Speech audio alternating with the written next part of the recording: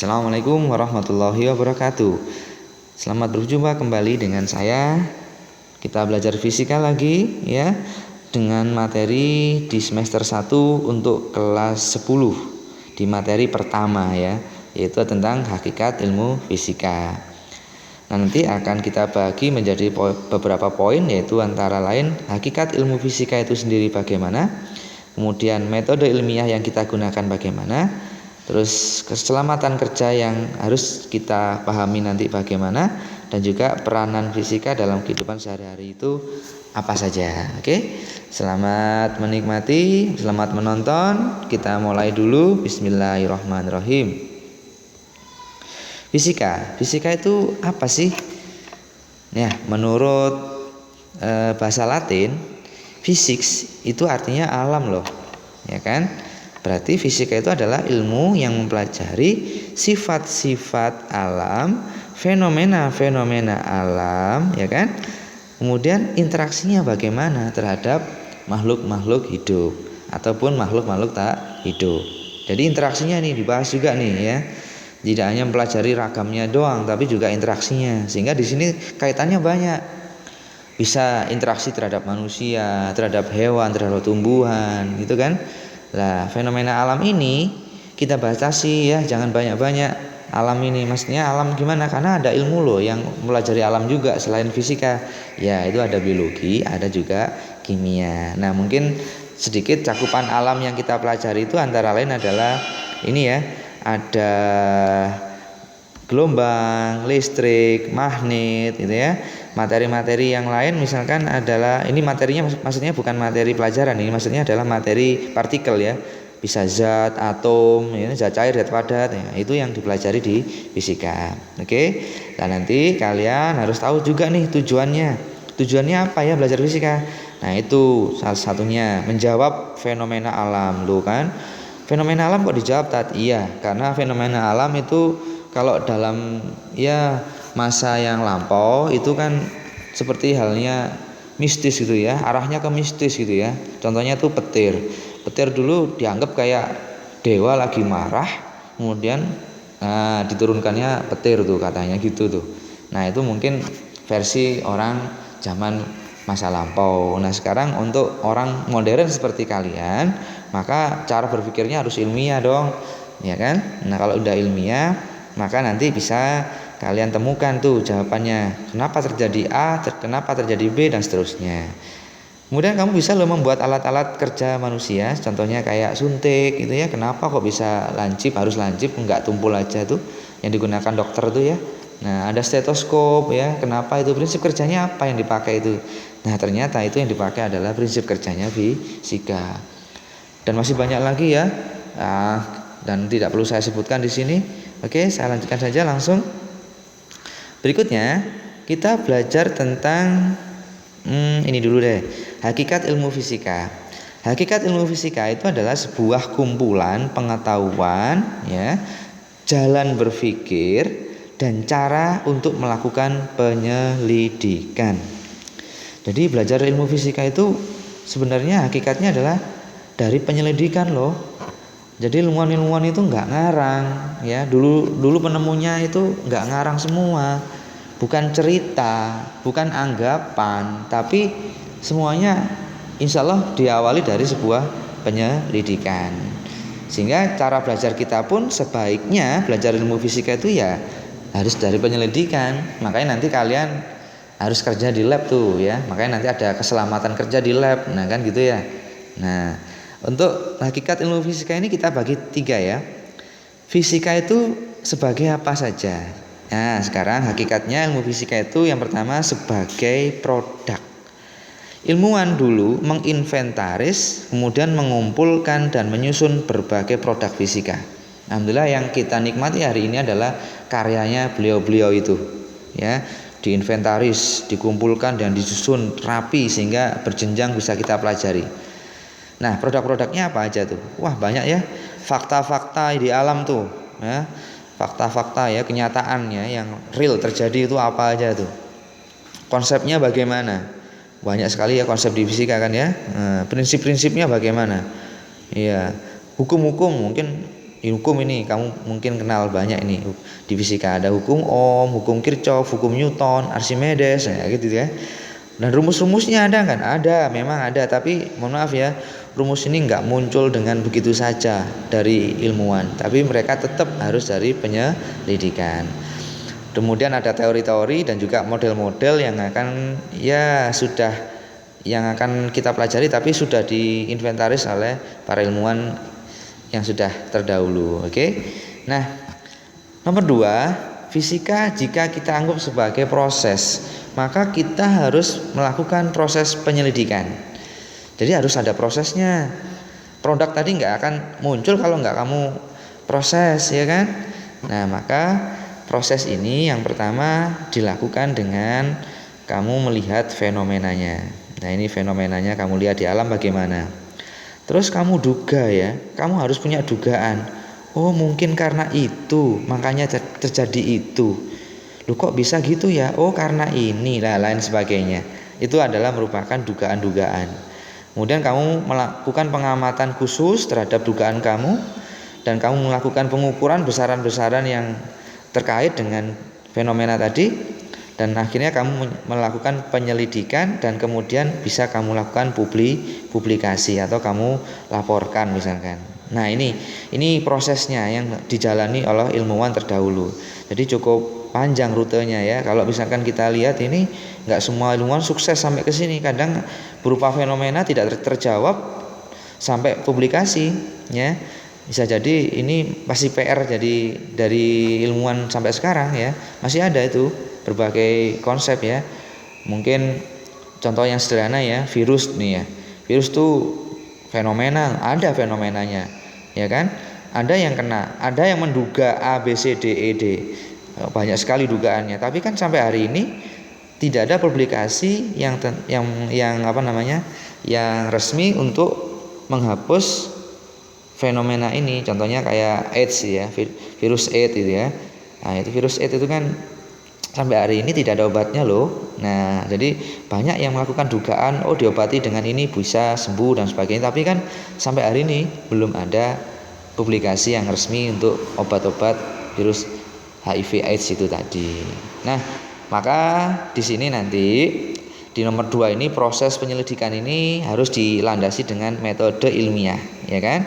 Nah, metode ilmiah nanti ini akan kita bahas di slide berikutnya. Fisika yang nomor 3 itu sebagai sikap loh. Jadi kamu dengan sudah memiliki hakikat ilmu fisika ini, kamu nanti bisa bersikap ilmiah loh.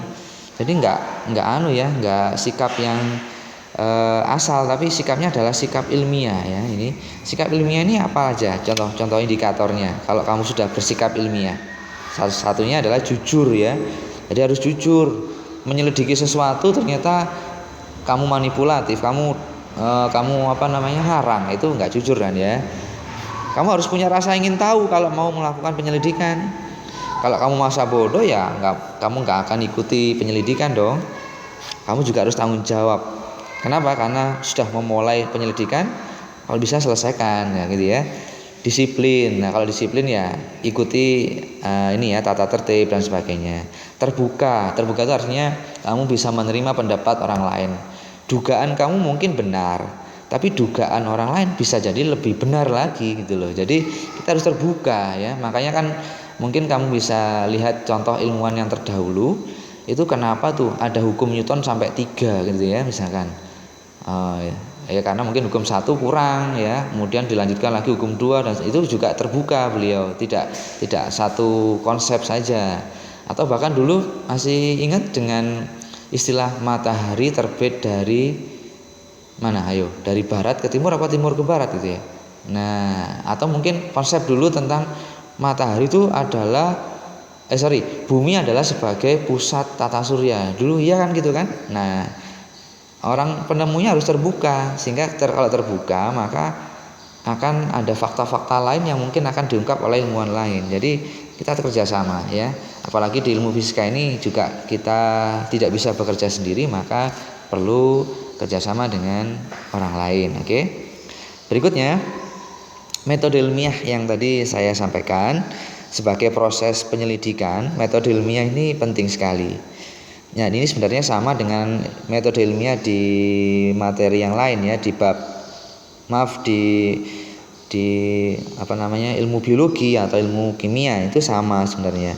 Cuman ya kita pelajari lagi aja lah biar lebih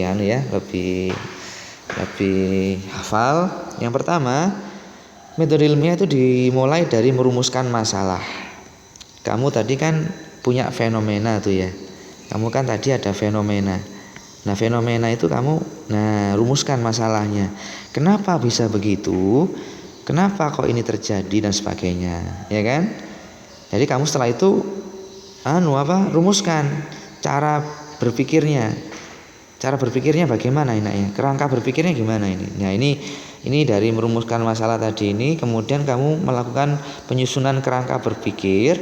Itu nanti aku akan menghasilkan ya ini hipotesis atau dugaan-dugaan. Oh, mungkin karena ini. Oh, mungkin karena itu. Oh, karena terjadinya ini itu berkaitan dengan itu dan sebagainya. Nah, itu adalah hipotesis. Hipotesis itu dugaan, ya, dugaan.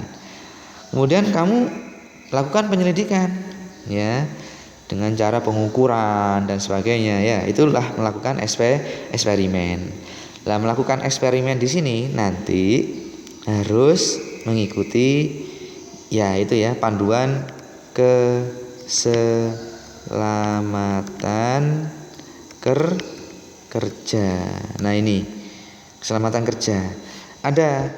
Jadi jangan sampai kamu meneliti sesuatu, menyelidiki sesuatu, kamu mengorbankan dirimu ya. Jangan. Untuk kalian ini aset yang berharga untuk masa depan. Karena kamu itu calon-calon ilmuwan yang mungkin akan mengungkap sesuatu kan gitu. Amin.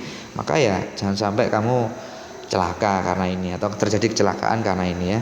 Oke. Kemudian setelah kamu punya data, kan gini toh. Kamu setelah melakukan eksperimen kan pasti punya data kan. Outputnya adalah berupa data. Nah, data ini kamu analisis. Ya, analisis ini maksudnya hitung ya, bisa dihitung secara statistik ya, di rata-rata, dibagi dan sebagainya. Ini analisis namanya. Nah, kemudian dikaitkan dengan pertanyaan kamu tadi, datamu itu bagaimana? Dengan hipotesismu itu bagaimana? Nah, itu nanti ini terkait ya. Jadi langsung itu ya, langsung kamu jawab dugaanmu itu gimana dari data-data yang kamu dapatkan. Nah, ternyata kamu pasti akan punya kesimpulan. Oh, ternyata benar apa yang saya dugakan tadi karena buktinya di data ini. Nah, gitu, ya kan? Atau dengan bahasa yang lainnya. Insya Allah kesimpulan di sini nanti ada triknya sebenarnya. Jadi ada caranya, ya. Kemudian untuk mempublikasikannya, ini publikasi itu ya wajib kamu membuat sebuah laporan tertulis ya sebagai karya tulis kalian yang mana itu adalah hasil bukti tertulis hasil dari kalian melakukan penelitian atau penyelidikan. Apabila kalian terjadi kegagalan atau hasil dari penarikan kesimpulan kamu tadi itu hasilnya ternyata gagal, misalnya katakanlah tidak sesuai dengan dugaan kamu kayaknya harus kembali lagi merumuskan masalah yang baru. Artinya melanjutkan penelitiannya. Jadi jangan berhenti. Ya, jangan berhenti. Jadi penelitian itu nggak berhenti pada satu proses, satu siklus saja ya. Ini siklus yang bisa diulang-ulang kembali ya sampai kamu dugaanmu itu terjawab dan kamu buktikan dengan data yang akurat di laporan. Gitu ya. Jadi publikasi itu seperti itu. Kemudian untuk metode ilmiah, karena kalian sudah mempelajari sampai membuat laporan sudah kalian ikuti nanti, jangan lupa tadi ya, di sini kan ada keselamatan kerja nih. Nah, keselamatan kerja inilah yang nanti harus kalian ya benar-benar jaga ya diri kalian. Nanti di lab atau di laboratorium fisika nanti ini harus benar-benar kalian jaga baik-baik ya. Nah, lalu keselamatan kerja ini bagaimana sih? Nah, kamu lihat keselamatan kerja ini banyak yang perlu diselamatkan ibaratnya, yaitu keselamatan terhadap mata kalian. Manusia itu kalau nggak punya mata atau matanya rusak ya tidak maksimal ya kerjanya kan ya. Kemudian kalau kena api atau benda-benda panas ini apa yang terjadi dengan kalian? Ya kan, celaka juga kan. Bagaimana kalau kalian nggak sengaja terkena bahan-bahan yang mudah pecah karena kamu nggak paham tentang alat-alat atau bahan-bahan itu? Bahaya juga ya, bisa mencelakai kalian ya. Bagaimana kalau kamu tersengat listrik karena kamu nggak paham terhadap tanda-tanda yang ada di kelistrikan itu? Nah kan gitu kan. Nah ini makanya kita punya solusi nih ya. Solusinya ya berarti adalah kamu harus memahami dan mengikuti tata tertib yang ada di laboratorium. Nah, maksudnya memahami gimana? Pahamilah minimal tuh tanda-tandanya. Cara kerjanya alat itu bagaimana? Kalau memahami cara kerja itu biasanya ada instruksi manual alat ya. Biasanya kan ada ya. Cara menggunakan termometer. Nah, kan gitu-gitu ya. Itu pahami. Makanya nanti di materi itu dipahami dulu. Menggunakan apa lagi ya? Menggunakan avometer ya, mengukur listrik. Nah, itu bagaimana caranya? Itu pahami dulu. Selain itu juga memahami tanda-tanda loh ya, seperti halnya ini ya. Oh, kok ada alat atau ada bahan yang gambarnya api ya. Oh, itu berarti tanda dia mudah terbakar, hati-hati ya kan. Kok ada tandanya silang ya. Ini korosif ya, menimbulkan iritasi kalau ke kulit atau ke kalian ya. Ya sama dengan ini ya. Korosif juga ini kalau iritasi mungkin langsung itu ya, langsung panas di kulit sehingga nanti kulitnya gatal-gatal dan sebagainya. Ini tanda silang kayak gini. Kalau yang ini tandanya korosif. Jadi ada bagian yang bisa lebur atau hancur nempel ke kamu. Nah, bahaya buat kamu kan ya. Itu tanda-tanda korosif ini. Atau lagi gambarnya kayak gini nih ya. Ini dari gambarnya aja udah menakutkan ini ya. Yaitu beracun, ini toksik ya. Jadi bahan-bahan yang kalau ada gambar tengkoraknya gini, ini berarti gambarnya bahan itu beracun. Atau gambar ledakan ya ini ya. Ini berarti gambar-gambar yang bahan-bahan nanti yang mudah meledak tuh ada gambar gininya. Kalau gini nih gambarnya gambar hazard dari atau tanda bahaya dari biologi kayak gini ini ya. Jadi ini biologi yang berbahaya ya, nanti ada lah. Kemudian ada oksidator. Jadi ini juga sama ya kayak bahan mudah terbakar tadi ya, karena dia itu gambarnya hampir mirip dengan ini ya, sama-sama bisa berapi ya. Kemudian berbahaya bagi lingkungan ya. Ini makanya ada gambar apa ini kayak pohon tandus gitu ya, ada ikan mati ya. Ini berarti lingkungannya tercemar kalau menggunakan bahan-bahan ini. Jadi jangan sampai dibuang sembarangan. Dan terakhir di fisika ini ya, radioaktif ini tanda ini adalah tanda-tanda bahan-bahan radioaktif gitu ya. Nah, nanti di tata tertib di lab juga ada, ikuti tata tertibnya. Nah, nanti kalau kamu udah masuk lab, nanti tolong dibaca tata tertibnya. Misalkan harus memakai jas lab, kemudian harus memakai sarung tangan, harus memakai ABC dan lain sebagainya. Nah, itu adalah tata tertib yang bisa kamu nanti baca di laboratorium. Ya, saya pikir itu. Kemudian untuk kali ini yang terakhir kita belajar peranan fisika nih ya. Fisika itu banyak banget loh peranannya dalam kehidupan sampai hari ini, di kehidupan sehari-hari. Bidang energi ada, industri ada, transportasi ada, komunikasi juga ada, kedokteran banyak banget, pertanian ada loh, kelautan ada, purbakala juga ada loh kan. Nah, maka insya Allah ini akan sangat manfaat dengan saya tunjukkan bidang-bidangnya ini nanti ya. Dan ini hanya contoh-contohnya aja, dan masih ada bidang yang lain sebenarnya. Nah, ini tugas buat kamu ya. Ini adalah tugas buat kamu. Silahkan nanti kamu beri contoh peranan fisika itu dalam bidang energi apa aja, minimal satu lah ya dari masing-masing ini tadi. Silahkan kamu buat, nanti akan kita bahas di pertemuan berikutnya. Oke ya. Mungkin itu, saya pikir kalau ini tinggal cari ya, banyak sekali di literasi kalian, insya Allah bisa kalian kerjakan dengan baik. Oke, biasanya tugas kita adalah 1 minggu ke depan sebelum pertemuan berikutnya. Gitu ya. Oke, itulah hakikat ilmu fisika. yang perlu kita pelajari. Jadi bisa kalian ulang lagi, putar lagi video ini nanti supaya lebih paham. Nah, untuk kali ini kita cukupkan dulu sekian. Terima kasih perhatiannya, semoga bermanfaat. Akhirul kalam, assalamualaikum warahmatullahi wabarakatuh.